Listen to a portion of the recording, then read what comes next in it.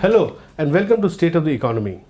Today we have with us Mr. Amitabh Kant, CEO of Delhi-Mumbai Industrial Corridor Development Corporation.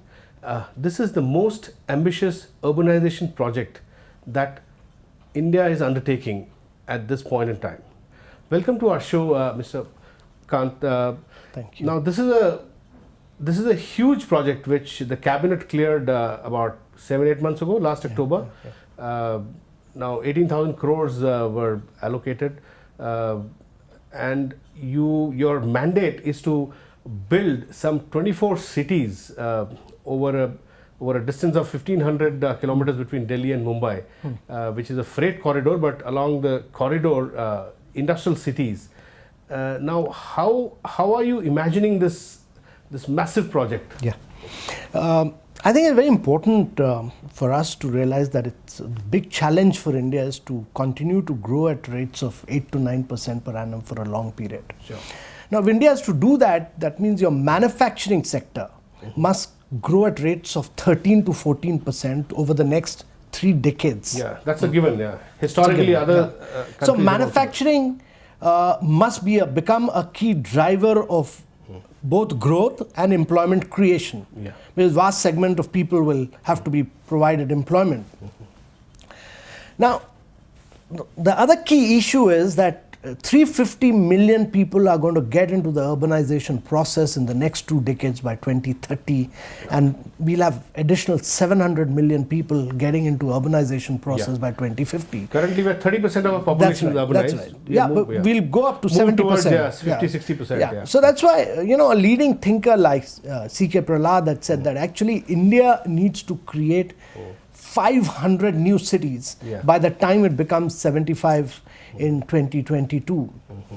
Now, this project is a very large project. It's conceptualized as a very big project, but it's important when you're doing projects of this nature to break them up into doable concepts. And get down to details. Detailing. So what we've done is we've broken the project in the first phase to 7 industrial cities, passing through 6 states of India. We've finished the master planning of these 7 cities. We've broken these cities into doable projects, either commercially viable projects or non-commercially viable projects. And then we went to the government and we said that if you want to create 7 new industrial cities, you need to create the trunk infrastructure of these projects. And so government has in October 2011 approved an outlay of 18,500 crores for doing the trunk infrastructure.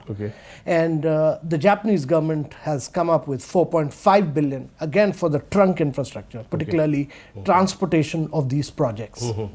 So you already have a total of about 40,000 crore if you take the Japanese loan and the government outlay. The key is to have got the financing right for the first phase for the trunk infrastructure. I think, and the trunk infrastructure would include drainage, sewerage, roads, that's right, and transport, right? Yeah, that's right. To my mind, a new city cannot be created without good connectivity.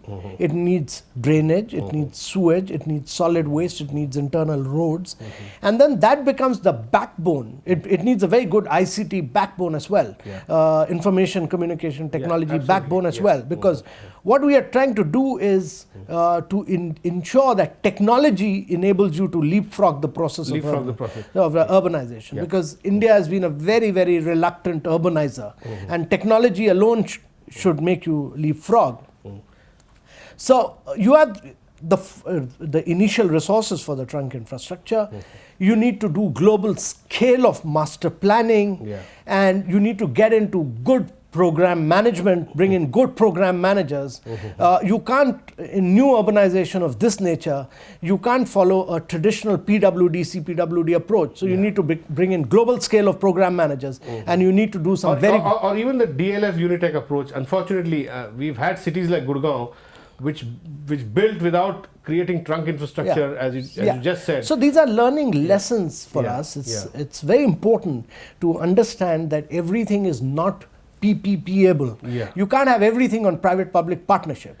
What the government must do is push the trunk infrastructure, and if once it does that, after that you can invite the private sector. So our financial structuring of this city, our financial analysis reveals that if you are able to do 35% of the trunk infrastructure, you are catalyzing the balance 60 to 65% of the projects on PPP-able basis. Yeah. And the key to the success of this project is that we should be able to monetize land values. So after you do the 35%, Yeah. the land also becomes that much more monetizable, right? Absolutely. The key is that hitherto land monetization values on in close proximity to Delhi or to urban cities, wherever close urbanization has happened to metropolis cities have been captured by the private sector. But what is important is that this has been done without creating adequate trunk infrastructure. So you create cities without transportation hubs, without drainage, without power, without water, and to my mind that's not a great example of So you're saying that you can't do PPP on a clean slate. You have to first do the what the government has to do, that like creating absolutely sewerage, drainage, roads, etc. So greenfield urbanization, especially in areas which are a little far away from metropolises, and to my mind it's important to develop areas where large amount of wasteland is available, where water resources are available, and then you need to provide good connectivity from there to both the dedicated freight corridor and to the existing passenger trains and to the national highways. Once you do that, that area with good connectivity takes off, but you need to provide the internal trunk infrastructure, and then the balance of the project becomes capable of commercialization. So you're saying that we have not created so far any new city based on this principle that you just suggested. Have we done it so far? Is there any example of creating trunk infrastructure first and then moving on to inviting the private sector to do the PPPs? Wherever they were created, actually government created the new cities, government created the new urbanization, but brought in private sector as it went along. But it did the initial trunk infrastructure, all great cities across the world.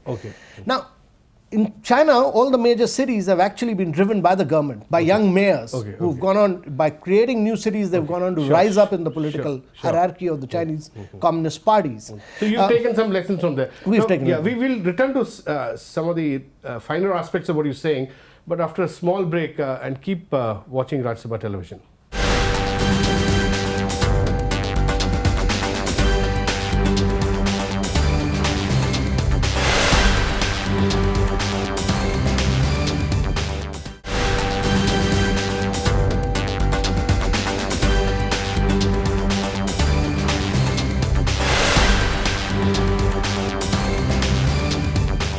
Welcome back to State of the Economy.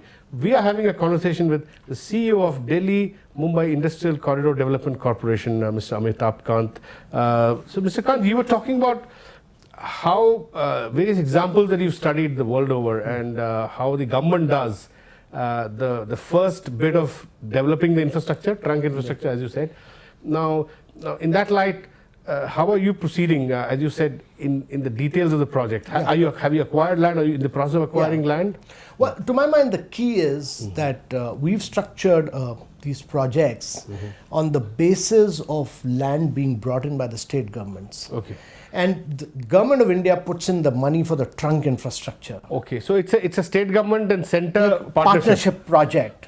And what the government of India does is to provide skills which are generally not available at the state level, is a global vision of bringing in the best master planners. So we brought in some of the finest master planners from across the world, some of the great companies which have created new cities across the world, CH2M, AECOM, Halcro, etc. have done the master planning.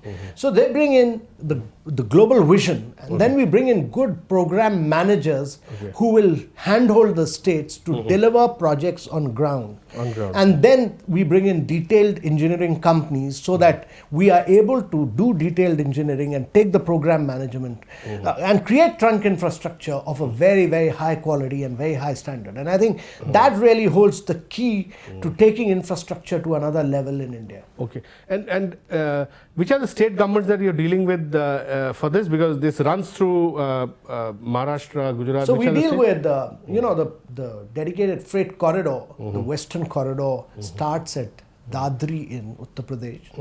So we deal with UP, then it passes through Haryana, it passes through Rajasthan, Madhya Pradesh, Maharashtra and Rajasthan. So we work with 6 states, of India, and these are 6 states which actually account for about close to 48% of India's GDP and close to about 50% of the total productive output in India. So in a sense, this must be the, I guess, the first experiment of its kind.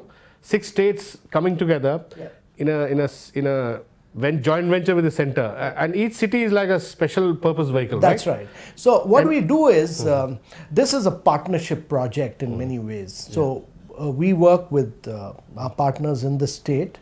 They bring in land and they work, actually we provide the master planners to the state government and they work with the state governments. And in addition to this, the DMIC does several individual projects which cut across the states. So several water projects, several power projects, several logistic hub projects which cut across the states are driven directly by the DMICDs. Okay. And the states are primarily responsible for acquiring land. I'm asking this because acquiring land is a bit of a controversial issue in recent times. This is a key issue, and I believe, I strongly believe that over the years, states have innovated. They have innovated in both land acquisition and they've innovated in terms of rehabilitation policies, resettlement policies. So when I deal with 6 states, I find different strategies being pursued. I find Gujarat very active on the town planning. I find in Maharashtra, the MIDC has a very unique act called the MIDC Act, under which it acquires land on a negotiated basis. I find Haryana has an annuity model where it pays not merely the land value but pays annuity over a 30-year period. And I find in Rajasthan, when they acquired land for the World City, the Mahindra World City, they actually built houses. So the lower portion of the houses, the landowners stay, the upper portion they stay, and the lower portion they give it out for commercial purpose, which gives them revenue. So each state has built up its own genius of land acquisition in different states. And it's working well? Well, it's working very well. So my personal view is that we should leave it to the genius of each state to evolve and grow. That's a very decentralized approach. India is a very large country. It's bigger than 23 countries of Europe plus another 30,000 kilometers. So you're not imposing your thoughts on them on how to acquire land, etc. We've said that as per the master plan, you bring the land, and once you bring the land, we put in resources for the trunk infrastructure. So all the states have moved forward and they're close to cracking the first phase. And I believe you are also giving, because the land, after you build the infrastructure, trunk infrastructure as it were, the land will become monetizable and values will go up. So you're also giving equity to the people who are giving up land? I read somewhere that you're giving some. So we've again built up different models in different states in partnership with the state government.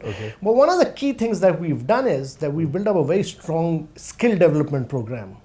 And we've brought in some of the best skill developers, including GTZ of Germany. And our objective really is that we should be able to train every single person who's passed out of school, whose land has been taken, so that he's well equipped to get a job, not merely in the Delhi-Mumbai industrial corridor, but anywhere else in the world. And this is what we are bringing to the table. Secondly, I think what the government of India brings to the table is really in terms of providing the big vision and good program management, etc., onto this table. So I think different innovative approaches have been pursued in different states. So these approaches are now have resulted in already in acquisition of land. So if you were can you give me an idea of how much have you acquired? So if you look at well, let's talk about the 7 cities. 7 cities. Okay. So if you were to, let's start with Gujarat. If you were to look at the Dholera city, they are close to almost doing the last bit of town planning,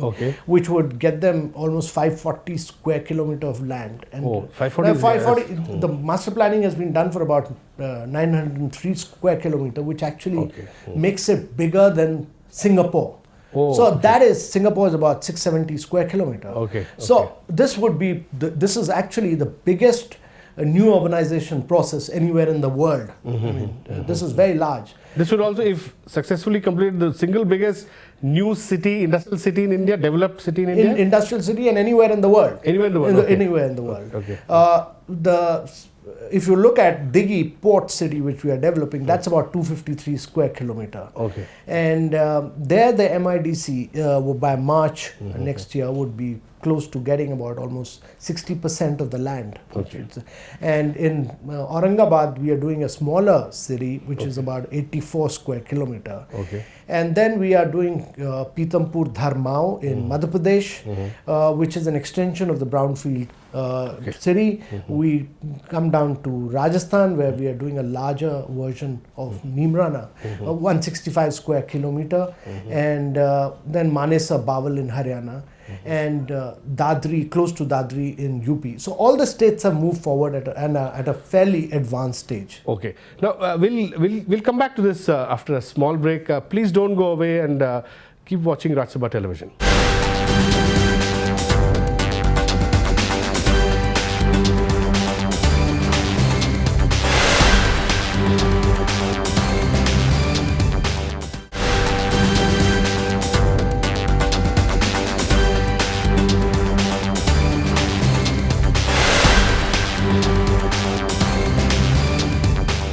Welcome back to State of the Economy. We are having a conversation with Mr. Amitabh Kant, CEO of Delhi-Mumbai Industrial Corridor Development Corporation. Now, tell me about some of the challenges that you're facing in terms of financing, in terms of anything else that you might want to talk about. Oh, it's a very complex project. It's a very difficult project, but it's a very satisfying project in many ways. And I think some of the key challenges, one is that, as I said, India is a very late starter in this process. One of the key challenge is that we should be able to use technology and embed that in the process of urbanization. What is increasingly being talked about by IBM as smart city concept, or Cisco as smart and connected city, or what the Koreans are calling as ubiquitous cities. Those concepts must become an integral part of the master planning process, so that you are able to control, manage, and provide land record services, education, health through the use of technology to the population in the coming years. So you're saying that we should use this late start to make a quantum jump to get the latest technology, etc. And while we are a late starter, there are several advantages, and those advantages must be reaped in by India to make a big quantum jump through the use of technology. And it's possible. Digital technology enables you to do that. And that's why, in addition to the geographical master planning, we're using Cisco, IBM, several of these big players to do a ICT master planning, which will become a top layer of the master planning process itself. And that, I think, is the real value that we are adding. But I think the key challenges to this project are the challenges Tell me about financing. Like, I believe per city would cost at least about 3,000 crores or something. So a city today, if you were to look at the largest city, our analysis when we went to the cabinet was that each city would, given the size, geographical size, but the bigger cities would cost about close to 70 to 75,000 crores. The bigger ones, The bigger ones. But you need to break it up. And what you need to do is, in the phase one... When you say 75,000 crores, this is to build the trunk infrastructure, etc. So you need to take it up to that point. To take it up to that point. But the key is that if you are able, in the first phase, and if you are able to break that city into 3 distinct phases, and that's how all cities have happened across the world. In the first phase, if you are able to do the trunk infrastructure well, and what you need for the first phase of that city is close to about 3,000 crores. And if you're able to do that trunk infrastructure well, then the monetization of the land value enables you to keep getting revenue streams. Nobody builds a city in one go. It's in phases. It's in phases. So the first phase enables you to monetize land values, and then you keep putting it back into the next, the second, the third phase. So that's when the private sector comes in, that's when the private... So that's when you would invite the DLFs and others to start building. All the big players. All the big players start building. Actually. So what happens really, if you were to do a financial analysis of a new city, which is what we try to do, is that a new city would break even, if you were to look at the whole city, would break even in the 12th or the 13th or the 14th year, given its size. But once it breaks even, the upsides are huge. Yeah. So if you were to build a land monetization model... So the government needs to support until those 12 years, 13 years, right? And once you've reached the break-even level, then the upsides are so enormous and so high. And the government itself will earn revenues, right? It will earn revenue, and you can create this model. The upsides are so high that that the government can create many more cities with those upsides. So are you suggesting, now from what you're suggesting, after 12 to 13 years, say by 20, maybe 25 or 27, these 5 states will get a whole lot of revenues coming from the monetization of this land, or even the center would get revenues, right? So the model is that states which get into greenfield urbanization with Government of India putting in... So will there be revenue upside for states, right? Which put in, and if they are able to depoliticize land, and that is, to my mind, a key issue in India. Depoliticize land. If they're able to monetize land, and if they're able to capture the upsides, these states will be able to create a model of new urbanization. But how do you depoliticize? It's a big challenge. Yeah, it's a big challenge. It's a big challenge. But the only way to do it, to my mind, is where the center and by politicizing it actually in a more structured way. So my view on this is that if you are able to create a very good, strong SPV between the center and the state, and a good model of that is that you create a 50-50 SPV, where a good model of that is the Delhi Metro. And if you're able to create that and professionally manage it over a long period of time, you've done the trick. And then you will be able to create many more cities in that state. And I think that is a key challenge for India. Because if you don't create that, if you don't do this, then every single existing city of India will become a living slum. That's what I'm saying. So in a way, what you're saying, that you have to create popular support for this project. Absolutely. So it's a politicization of different kind, a positive kind of politicization of for these cities. So I think it's very important that we bring in the political will, both at state and center. We drive it in a professional manner, and we are able to establish some good demonstration models and create competition among states. And you know, there must be learning lessons from each state.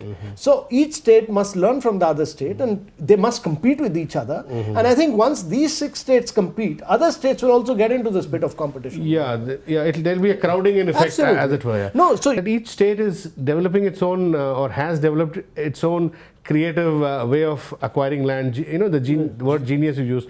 So in a sense, should one assume that it's already happening, this process? Well, I find a lot of positive energy in the states. And I find that you know, once you give a good idea, once you are able to sell the big dream and the big vision, states are able to capture it. And we've been able to push this concept we were able to do this in 5 of the 6 states. And now I find a lot of positive energy in Uttar Pradesh as well. So I think all the 6 states are moving forward. So do you detect also the fact that states are under pressure, the politicians under pressure to deliver services to the people? Because this is all about public services at one level, the trunk infrastructure. So there is there a growing pressure that you see? I personally feel that if you don't deliver on public services, and if you don't use information technology to deliver public services, governments won't last. Governments will collapse. They won't be voted in. You know, the expectation of the people are very high, and therefore the politicians today need to deliver, and they are in many states delivering. And if you don't, you know, there's a huge discontent coming in because of sheer demographics of your population. I mean, if your population is so young, they are expecting fast and quick results.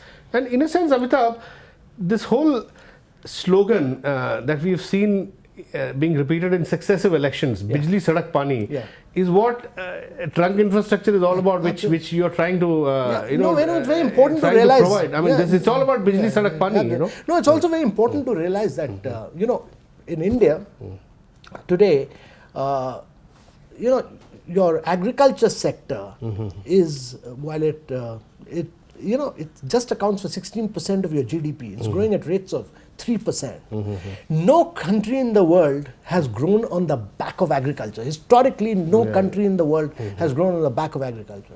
And that means that if your aspiration is to grow at rates of 8 to 9%, you have to drive manufacturing. You have to drive industrial cities, as it were. Now, coming back to the project, now the Japanese are very big on financing this, right? Now, will this create a huge upside in terms of Japan-India investments from Japan? Will it create a new wave of investment from Japan? Because the Japanese have been so far have not been so proactive in big investments into India. Will that be helpful? So the Japanese, at the level of the prime ministers of the two countries, have put in 4.5 billion for the trunk infrastructure into this project. Now, I think Japan has certain skills. Japan has certain skills in terms of they work as a consortium. 5 companies work together with one as the leader. They're perfectionists in many ways. They're very good in technology. They're very good in transportation. They're very good in their logistic management. And I think we need to utilize, India needs to utilize their expertise, because we get into project execution too fast, too quick, without adequate planning. Without adequate planning, without adequate preparation. So there are huge lessons to be learned from both Singapore. There are huge lessons to be learned from Japan. And I think we must learn those lessons. And you are bringing their expertise. We are bringing those experiences. And I think the second key issue to my mind is that we must be able to use this project to bring in large-scale investments into India, in the infrastructure. And we must be able to bring in some of the big players. It has a huge foreign investment potential also. Because the big game changer will be infrastructure. And we must be able to bring some of the good Japanese... give us a ballpark figure of the total investments that this could generate over the next 20 years? So the project, when you look at the perspective plan, is envisaged to be close to about $90 billion US. It's the biggest project close to $100 billion US dollars, right? Yeah, so it's the biggest project conceptualized at and all credit to the political will of and the vision of the government to have planned it to that level, and but at the execution level, the challenge is really to break it up into doable concepts, and that is what we've tried to do. Thank you very much, Mr. Amitabh Kant, and wish you all the best in executing this project. So that's all we have in this episode of State of the Economy. We'll be back again soon. Thank you. Goodbye.